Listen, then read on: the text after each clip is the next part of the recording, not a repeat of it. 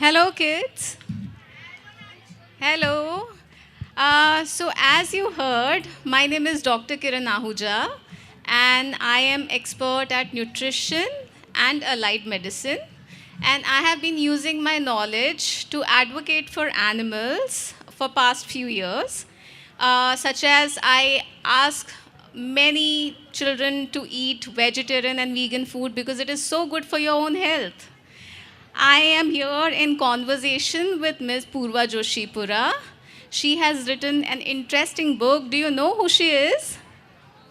So, she is Board of Directors for People for Ethical Treatment of Animals India, that is PETA India, and she is also Senior Vice President of International Affairs for PETA Foundation in the UK. We are going to here talk about her new book. The name is Survival at Stake, and it is a very interesting read about how our mistreatment of animals affect us, humans, and so many crises that we are facing today, such as pandemic and environmental issues, are because of our mistreatment of animals and how we can correct. So it's a roadmap, not just to understand how it links to animal mistreatment, but also the corrective actions that we can take. So, hi Poorva, before we get into the book, I would want to start with you. And please tell us about how you got into animal rights and were you always vegetarian or vegan? Hi, everybody. I see lots of kids in the audience, so hi, children. Hi. In answer to your question, Dr. Kiran, no, I was not always vegetarian. I was not always vegan. But I always loved animals. But, in the past, I used to eat animals. I used to wear animals. I used to go to the circus where they force animals to do tricks. I used to go to the zoo where they put animals in cages. And I didn't realize that what I was doing was in contradiction to how I felt about animals. So one day, a friend of mine, when I was in school, we went somewhere to eat together. And she got something vegetarian, and I got a chicken burger from McDonald's. And when we came back to the table, she said, "Are you really going to eat that?" And I said, "Yes, why?" And she said, "Well, because it's an animal." And I still ate the chicken burger that day, but it got me thinking. It got me thinking that animals are living, feeling, thinking beings just like us. They don't want to be turned into burgers. They don't want to be turned into leather shoes. They don't want to be put in cages. They don't want to be, hit and forced to perform tricks. And so I gradually started changing my own behavior and then ultimately started working to help animals get out of these situations. Thank you, Poorva. That's beautiful. And I can so resonate with your own story because even I used to drink milk, and then later I got to know about how milk is for baby calves. So let's move on, and we know that there are so many issues in the world today. There are environmental crises, there have been floods, there have been heat waves, and it's so important that all of us, work towards making this world a better place and on environmental action.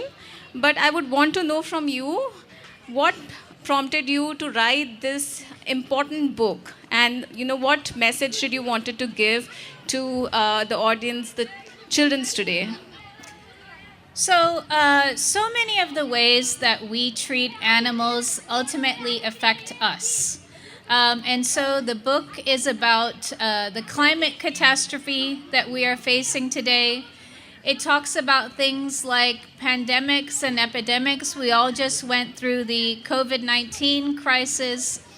It talks about things like pollution and other public health crises. And it even talks about how cruelty to animals ultimately results in often results in violence to human beings. So, in other words, it talks about many of the things that we face today and what our treatment of animals has to do with those things.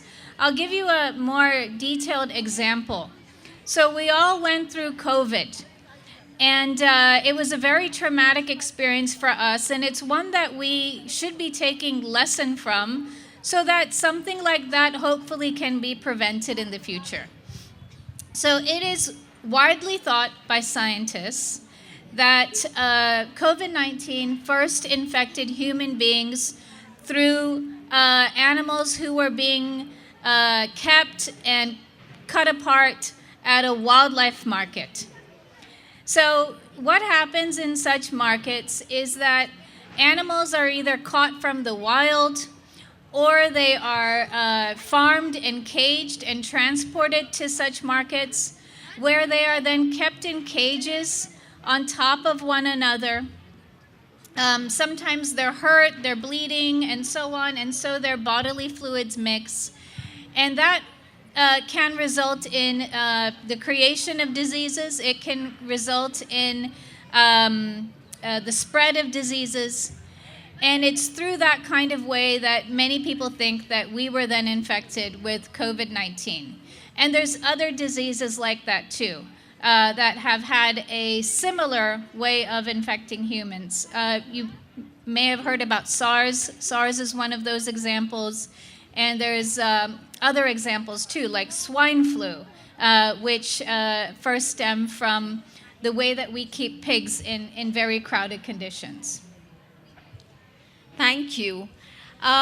So in your book, very interestingly, you mentioned that we humans are animals too. We too are animals. So can you please tell us how we can establish this relationship that we too are animals and share, how it can affect our relationship with animals? Yes, so the reason why I thought it was very important for us to realize and remember that we are animals too is because when we realize that we are animals too, we can understand that what we do to animals can ultimately also affect us. So all human beings, human beings share a common ancestor with all other vertebrate species. So we share a common ancestor with even alligators. We share a common ancestor with dogs and cats, or monkeys. And even though this common ancestor was millions of years ago, we all still share similar things with other animals. Our bone structure, for instance, has similarities to other animals. And so similarly, other animals also have feelings. They also feel joy and pain and jealousy and sadness and all of the other types of feelings that human beings feel. Other animals are also intelligent. They may be intelligent in a different way than human beings. For example, a monkey knows when the monkey is swinging through a tree, the monkey knows exactly which branch to catch so that the monkey doesn't fall. It may be a different type of intelligence to human beings, but it's an intelligence nevertheless. And so in my book, I first talk about how humans and animals are very similar, because it's from that we can understand that, look, if we put animals in cages or if we cut them apart, there may be consequences to that affect us ultimately in the end. That's true. And interestingly, environmental crises are also linked to animal abuse and animal cruelty, which is something that we need to think about. And there is a link. And I would want to ask Poorva about this link, the connection between the environmental crisis and our treatment of animals. So, children, you must have all You must have all heard about climate change, right? You've heard about climate change? And you know that there's water scarcity. Sometimes, there's less water than what we need. Not everybody has food that they can eat. There's not enough food to go around. So the producing meat, eggs, and dairy, that process releases a lot of the greenhouse gas emissions that cause climate change. So this industry is one of the key industries that contribute to the climate catastrophe. Also, when you're making meat, eggs, and dairy, and other types of animal products like leather, there's a lot of water that's used. In fact, 1/3 of the world's freshwater resources is used for this purpose. A lot of the crops that we grow are actually fed to these animals instead of to humans directly. And so if we realize, these things, then we can make decisions about how we eat and how we live that will have a lesser impact on the environment, be better for us and be better for animals too. I hear you, Poorva, and I know that your book talks about pollution, environmental crisis, etc., and how it affects the entire world. But what I would want to learn is why specifically Indians or Indian kids should read this book, why it affects them specifically. So, one of the effects of climate change is all sorts of crazy weather. And we're already seeing a lot of crazy weather happening in India. We're seeing a lot of heat waves. We're seeing flooding. So we're already seeing the effects of climate change. India is also number one in certain things. For example, it's number one in dairy production. It's a top beef exporter.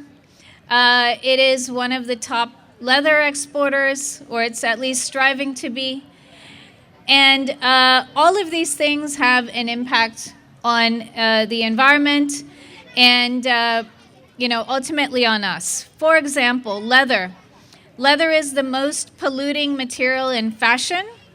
And that's why a lot of people are nowadays making leather out of other things. For instance, in India, leather is being made from mangoes. Leather is being made from plants instead of animals because it's kinder to animals. There's no animals who are used for it. And it's also better for the environment.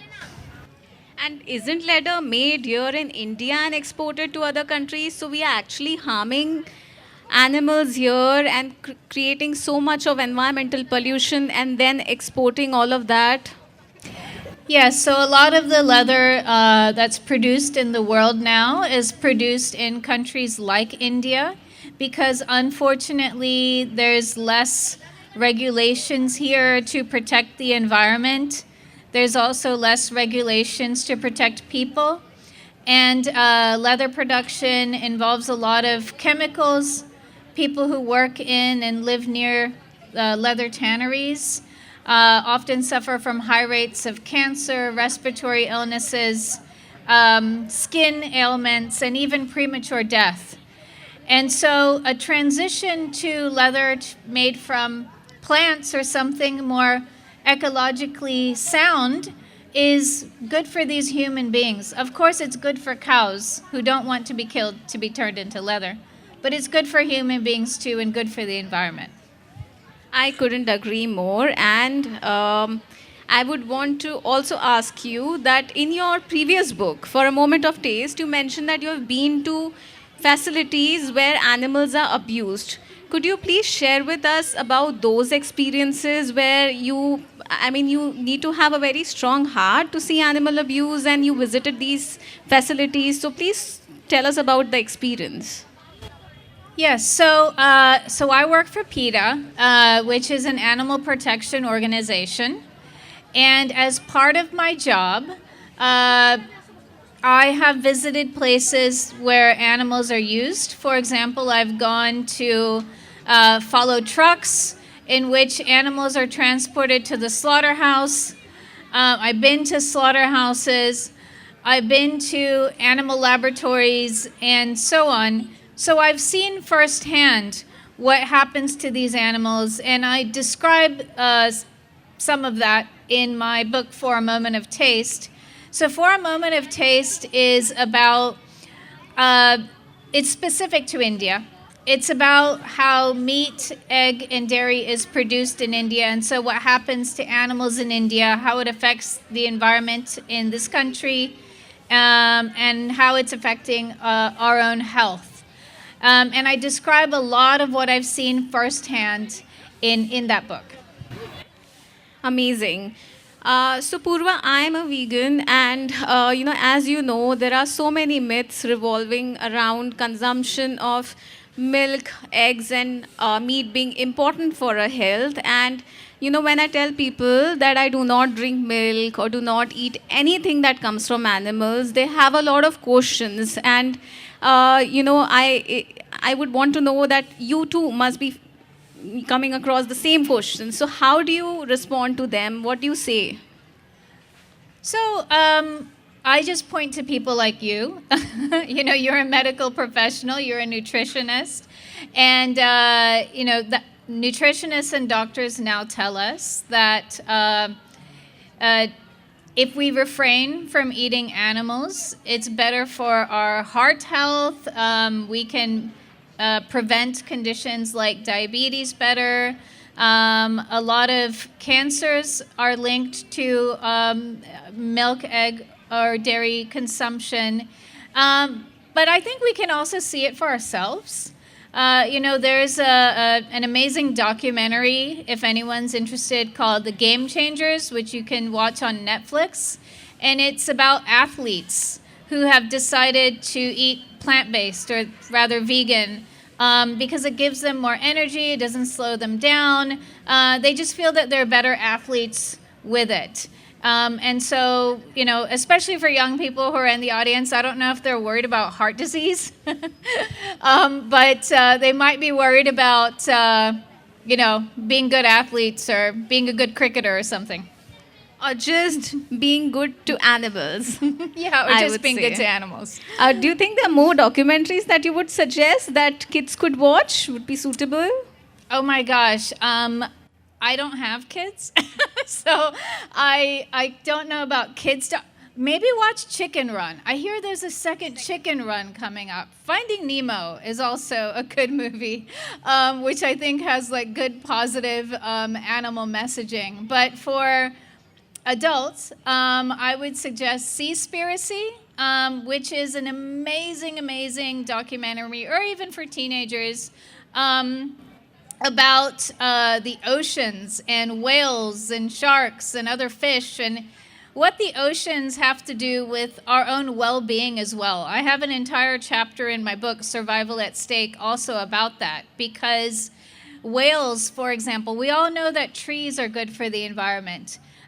Trees are very good at storing carbon, which helps address climate change. But whales also are very good stores of carbon. And whales often get caught in fishing gear. So the biggest killer of whales is not people who hunt whales. The biggest killer of whales are people who eat fish, because they get caught in fishing gear by the tens of thousands. Hundreds of thousands, I should say, actually, correct myself, every year. So, yes, Seaspiracy is a good one. Cowspiracy is a good one, too, if you want to learn more about, what I'm talking about in relation to how, especially our use of animals for food, affects the environment. And besides what we eat, there are other things as well, or lifestyle choices that affects animals. Mm-hmm. So would you like to share, what are those things that we do and we can correct so that we don't harm animals in a day-to-day life? Yeah, so, what I relay in my book is information. It's information so that people can then take that information and do with it what they will. Hopefully it will be to conclude to take action to help the environment, to help animals, and so on. So among the information I provide in the book is about the leather industry. And so leather is made from all sorts of animals. Leather is, what material your shoes might be made of, or bags, belts, and so on. It can be made from crocodiles, it can be made from cows, it can be made from pigs, it can even be made from dogs. PETA has investigated where dogs are even killed for leather in certain parts of Asia. And leather is considered the most, especially leather made from cows and buffaloes, is considered the most polluting material in fashion.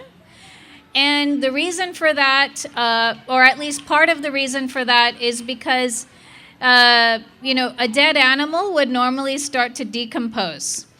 And instead of that, they treat the skin with chemicals so that it doesn't decompose. And then those chemicals end up in our rivers.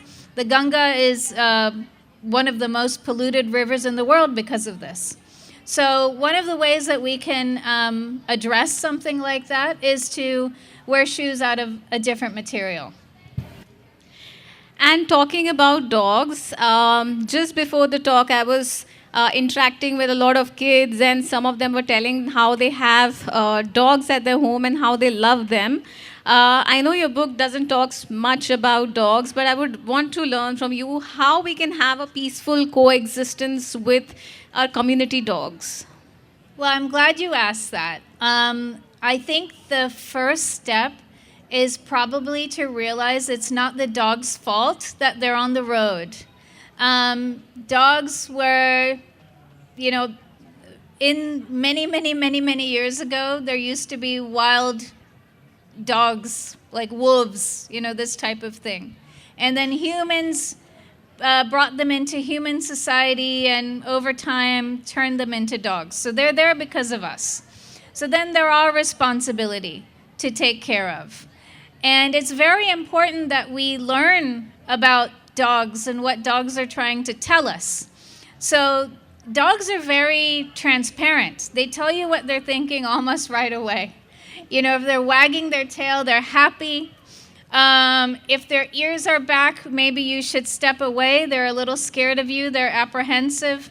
So I think even understanding what the dog is trying to say is a good starting point. Dogs, if they get excited, they might jump. They might jump on you. It's not that they're trying to be cruel or mean. Sometimes they might even, bite a little bit, but they're just playing. It's not aggressive. So I think we have to learn about understanding dogs.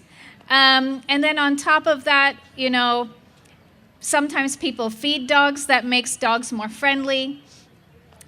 Put water out for dogs. That also makes them more friendly.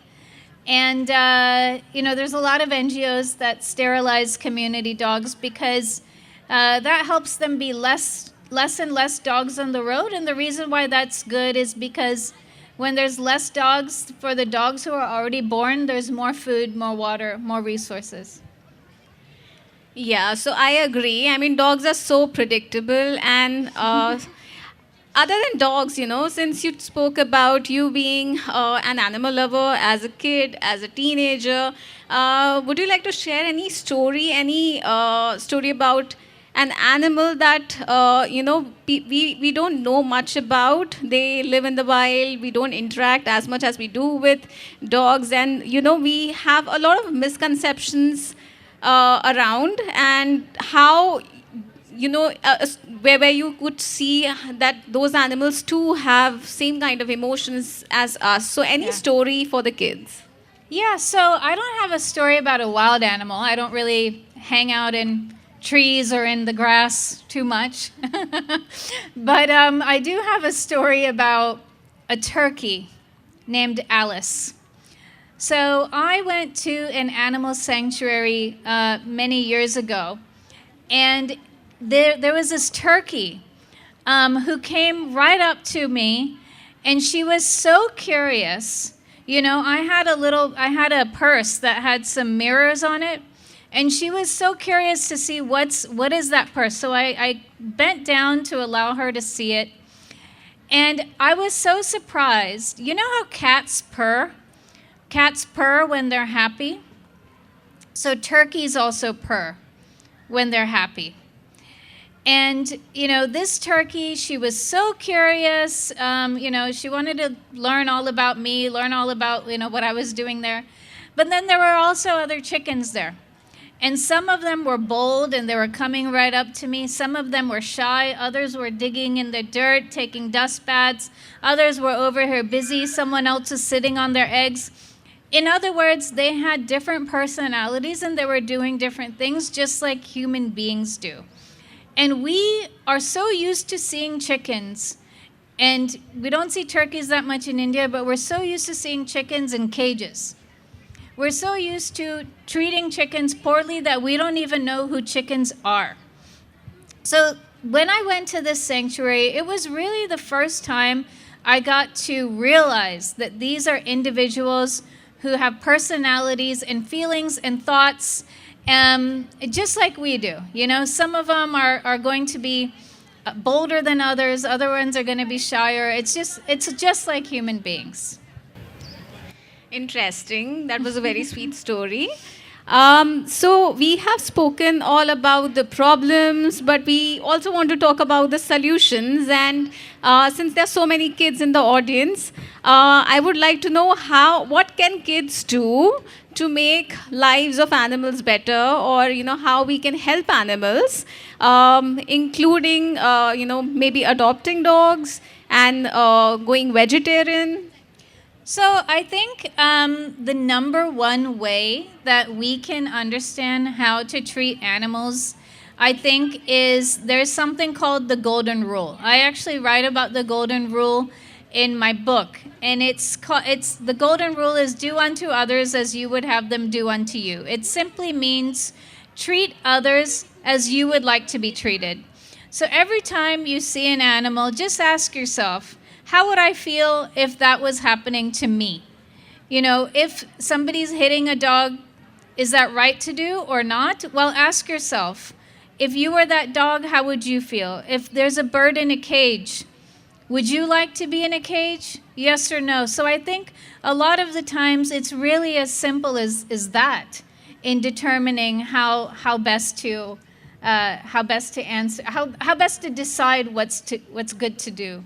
Should we see if anybody has any questions for themselves? Sure. Yes, let's do that. But before that, you know, you talked about the Alice story. Yeah. And can I talk about the crow story I have? I would love to hear this crow story. So, you know, children, let me tell you the crow story. So one day in COVID, I found this little crow sitting in my garden, small crow. And it would not move. You know, when you go close to birds, they will move, right? But this crow did not move. So then I went close, it just hopped, it didn't fly. So I came back, I read about it, of course. And you know what crow parents do? When the crow baby is not flying, they throw him out of the nest. Because the crow baby, like you all, become so used to mommy and daddy feeding you. So they stop, they don't fly. So the parents throw it out. And then they know where to throw it. So they knew I was a safe person. So they threw it in my garden. They were protecting him all the time. So he just sat there for one day. I gave him food and water. And after about 24 hours, he flew away. And that's when I realized that crows are looking at us just as we are looking at them. So they know who is safe and they know who is going to hurt them. And by the way, now all the crows are my friends. Crows have a very large memories. So when I go away and for a long time and I come back, they all come and say hello to me. So they'll come and go, ka, ka, ka, ka, ka, she's back, she's back, she's back. So remember, animals are also seeing you the way you are seeing them. Be nice to them. All right, let's open it for questions.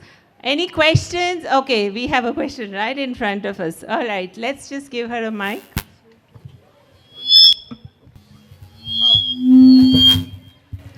Hello, it's Hi. really nice to meet you.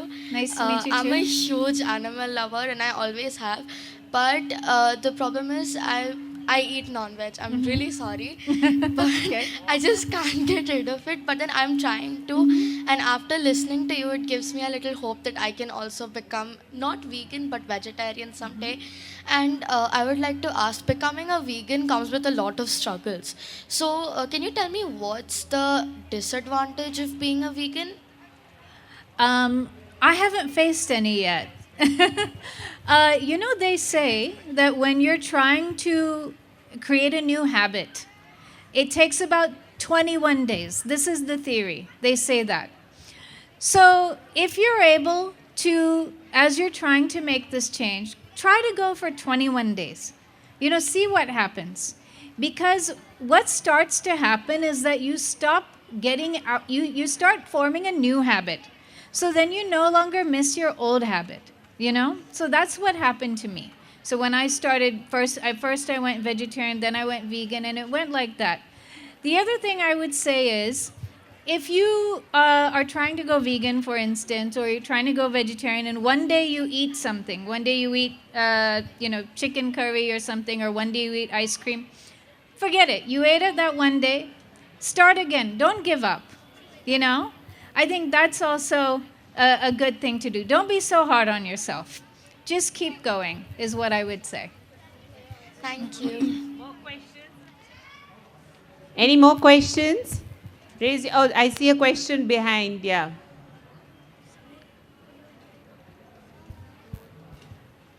Miss, there are scientists that are saying that we can create meat from plants also. Is that true? Yes, in fact, people have created meat from plants. You can even buy it, so you can tell your parents or your mom or your dad to try to find some of these products. If you speak to Dr. Kiran after this, she can even give you many suggestions. One of those companies is called Good Dot. Another of these companies is called Blue Tribe. And she can tell you where to get this. There's something called Vegan Dukan, for instance, on the internet. Your parents can get it from there. And what's so cool about these meat made from plants is that they taste just like meat, but it's made from plants. Yeah. And there's also milk made from nuts, for example, or eggs made from mung dal. There's lots of interesting products like that. Thank you. There's a question there behind Pari.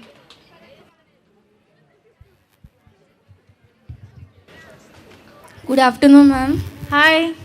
Ma'am, as we all though have language, even though animals have language, is it true? Animals have non-veg? No, language. Oh, language. She said Oh, that I'm do sorry. They have a language. Yeah. Yes, animals have a language. Even I believe it too. Yes, animals do. We may not understand them, just like I don't speak Korean, but Korean people do definitely speak to each other. So similarly, we may not understand what chickens are saying to each other or what whales are saying to each other, but people are trying to understand. And so what they have found, for example, for chickens, is that they have at least 30 different words you can say for different things. So for example, if they see that there's a hawk, a predator in the sky, there's something that they say. Or if a chicken starts speaking to her chicks even before those chicks are hatched. So she's saying something to those chicks to comfort them and so on, even before they're hatched. So they definitely have a language. And what I was saying about dogs, how they wag their tail if they're happy or, this kind of thing. It's a body language, exactly. That is also a language. Thank you, ma'am. So now because I look at crows a lot, I have started understanding them and their language. So if I do an experiment and can you tell me, am I angry with you as a crow or am I happy with you as a crow? Shall I try it? Shall I? I would love that. Ka, ka, ka, ka, ka, ka, ka. Ka. come and have food. That is mummy saying to the baby, come and have food. Come, come. I have also heard a crow when I came out of my car just 2 days ago and I said hi and he's like, caw. So if you listen carefully to any bird or animal, you have to listen to them carefully.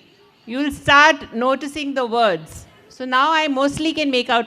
And by the way, I must tell you, there is this, sorry, I'm hijacking this. No. This is very interesting. So one of the time, they tell me about danger. So there was a snake in my garden and all the crows started cawing.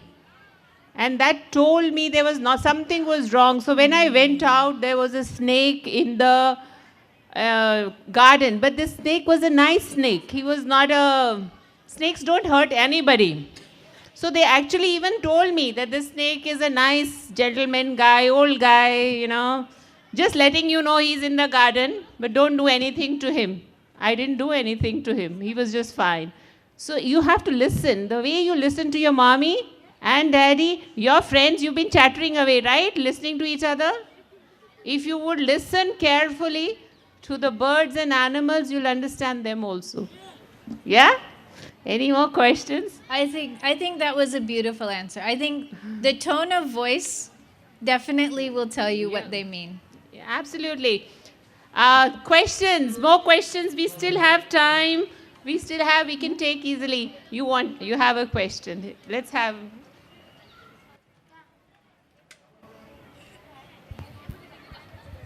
I'm sorry, I'm just really curious about stuff. Since, as you talked about community dogs, as we like to term it as stray dogs, yeah. So, what are there any tips, like, since I've met Manjari, I call her auntie, I'm so sorry. So I know her since childhood, and then because of her, I've formed a bond with a lot of animals. So we start a step with feeding dogs, the community dogs and everything. Is there anything more we could do to, make dogs feel like they're safe with us humans and not always in danger? I think that's a lovely question. And, I think sometimes when we feed dogs, we often forget that they're thirsty too, Because think about it. If you didn't know where to get water here, where would you get water? And so dogs have the same predicament. So it's always a good idea to put fresh water out also for dogs. I think it's very important to allow dogs to smell you first. So if you meet a dog, give them a few minutes to smell you, because that's how they get to know you. We look at everything with our eyes, but dogs mostly do it with their nose. What all information they're getting through their nose, I don't even know. But they get lots of information through their nose, so they have to be able to smell you. If you're very tall, it's a good idea, be a little bit away from the dog, but just bow down, like crouch down a little bit, because otherwise you're this big scary person, So become their height, and then that'll also make them feel more calm. Once they start wagging their tail, then you can respond by interacting with the dog, but let them make the first move so that they are comfortable. Mm-hmm. Questions? How come your kids are not asking animal questions? I thought you said you loved animals. I'm going to pick people who can, and then you'll ask. Ask all kind of questions, it's never, the questions are never good or bad, they are just questions. I see a hand coming up, good. There you go, girl. Ask away.